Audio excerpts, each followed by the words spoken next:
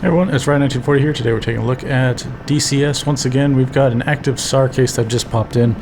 Basically what happened is a actual player in an F-18 shot down one of the AI MiG-21s, and I think it's down here, so we'll take a look. It's not too far from us, but it did say it was a hot LZ, so I think that'll be kind of fun to watch. Look at the range here. Let's do this. So it's kind of drifting like 210 for 17 kilometers, so we'll see what the actual, let's go to other, show active rescues. So I believe it was, yeah, it must be this guy right here. So approximately 19 kilometers southwest of Fulda, which is where we're at right now. 230 is the beacon. So we can set that to that, and then 230. Okay, and then if you want to test that you got the audio on, you can just do this. If you want to leave the audio on, then you can just volume it down like this. And then for alpha, we'll set it to the hospital, which is where we're going to have to take this guy.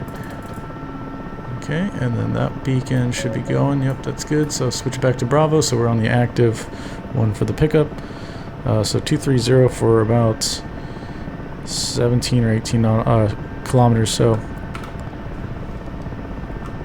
I think we're all set. I've got troops loaded. We're going to roll forward here. And then you'll see that solid white arrow on my compass. That is the direction of the beacon, so we need to fly to that. We have to be careful because obviously there's an F-18 over there. And there's also, I think, an Apache flying around, so we'll have to watch for that. And there was a warning on it saying it was a hot LZ, so we should be engaging troops. I think if we can figure out where he's at, we can actually, I have troops on board, and we can maybe use them to defend the aircraft on the ground if we need to get to this guy. If we can't take him out with our, yeah, he's kind of drifting over here. If we can't kill off all the enemy advancing with just our door gunners, because that's all we got, we actually, while I'm thinking about it, let's set that to free fire, and then we will pick this up when we're in the air. It's not going to be that long of a transit, it's just under 20 kilometers, so we'll get there probably within 5-10 minutes. And yeah, we'll see what's what over there. I think I actually see the pilot. Oh, he just drifted. His parachute was drifting over that tree line, so we are getting kind of close. I'm not sure where that Hornet's at, but we're staying as low as we possibly can.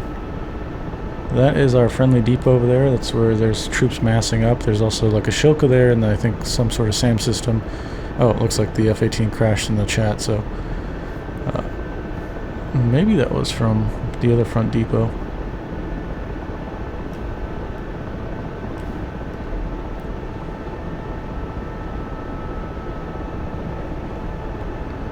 Yeah, that pilot ejected over there, well, where I saw the chute go down. But I think the castback beacon, or the CSAR beacon, is where he actually got shot down at. So he's probably, it makes sense that he's towards the compass over here, despite him drifting that far away with the wind. Oh, yep, we got smoke somewhere. We need to watch out here. Okay, red smoke right there, got it. Oh, this is a tough spot because there are power lines here. We're gonna have to watch out for enemy troops that should be around.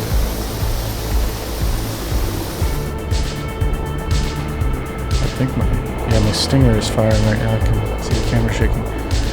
Okay, we're gonna do a couple high-speed passes while the Hornet's not around, and there's an Apache about, so we'll have to be careful, but I need to do some high-speed runs along that side to the left here, get a fix on where the enemy soldiers are at. My Stinger was shooting. Oh, that guy jumped into an F4 right now.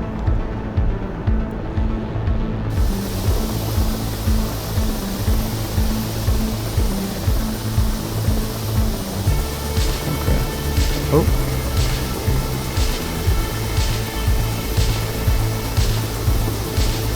Oh, yeah, there's some troops over there. Good.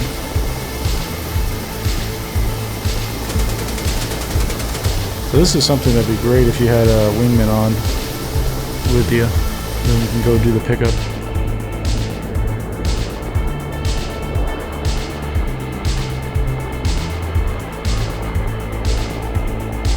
Alright, hopefully that's it. Nope.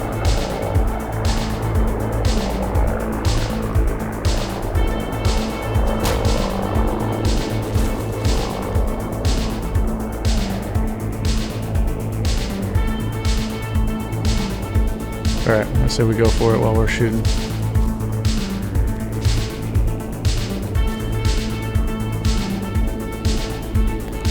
So the wind on the server right now I think is 040.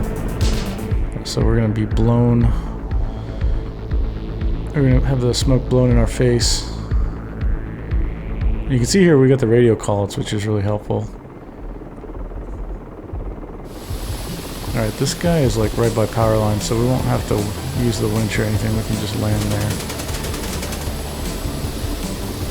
Hopefully those troops are not advancing on us as we do this. But I think they do, actually.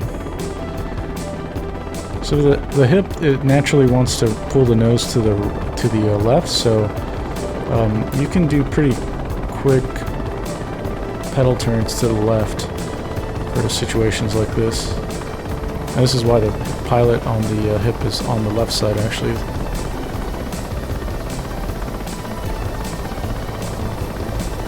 Okay, I'm gonna have to roll forward to him. There we go.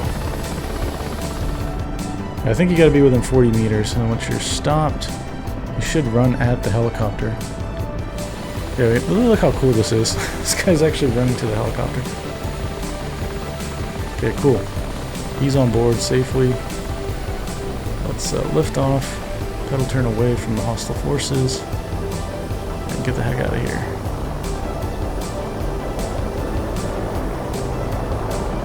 Alright, we gotta keep in mind we got those power lines to the left. We'll build speed, and then we'll cross over them. Whoa, something exploded. Or was that a sonic boom? You can't actually hit the wires in the game. I've seen some people forget that, and then they end up crashing. I remember a long time ago when that happened to me, I didn't believe that DCS modeled that, and I was wrong. Okay, so now that we got him, we got to take him to the hospital, I believe, so we can go ahead. I'm wrong, you might be able to just take him to Folder, but we'll go to the hospital. So that's on Alpha, so I switched over, and we're at the 600, which is the beacon for the hospital. And then you can see the solid compass arrow pointing to the hospital. We're just going to fly as fast as possible and as low as we need to evade the other players that are online that are operating near this front line.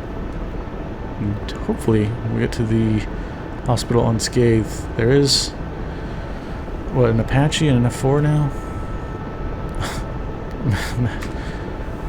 Okay, so yeah, we gotta go to the hospital, and basically you got this care stuff that you need to do when you pick up people. So you can go to F10 other, and then go to CSAR, which is F6, show the onboard list for F2, and then if you have multiple people on board, you'll get to select them. It actually takes seats, so you can't fill out your helicopter fully with all transported troops and then expect to pick people up. I took multiple squads except for one, because each downed pilot or Casevac, I think, takes up 2 seats, so we're going to do some medical care for this guy. He doesn't need anything at the moment. I think eventually the first thing he'll probably ask for is for a cigarette. I think it goes in a sequential order. We'll give him that as needed. And he's got about 15 minutes, so I think we can make it to the hospital in that sort of time. Okay, I think we are almost there.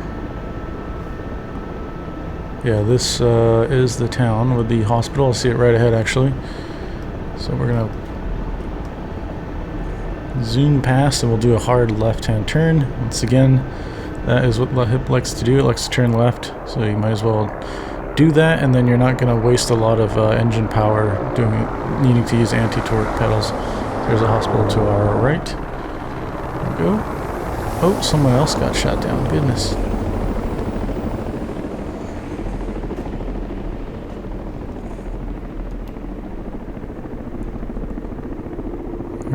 burn a lot of speed this way. Adding some collective back in. Alright, cool. There we go. Right aligned with that hospital. Alright, lowering the collective now because we are ballooning up. I add some back in. Start pitching it back with the cyclic so I can slow down some more. And then as we do that, we'll add more collective in. The goal is to just get over the pad, and then we can align ourselves and all that once we're there. So keep going forward.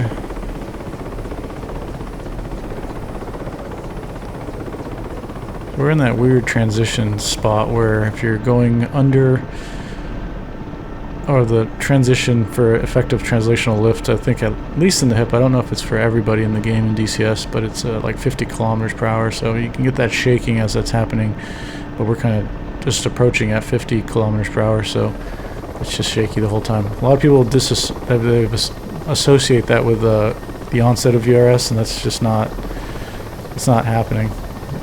Usually this is when when VRS does happen for new players, because they're not used to that translational lift, or when that lift is going away and they're more needing to add a lot of power to stay airborne. So yeah, do the pedal turn thing.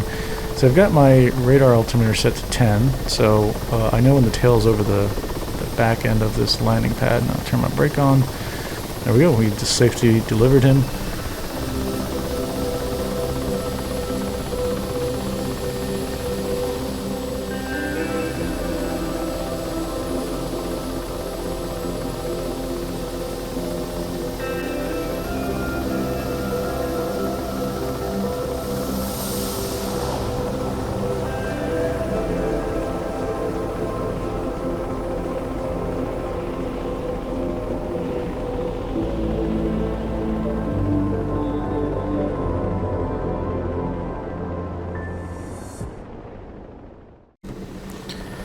Alright, that's going to do it for us. I hope you liked that look at the WWY server.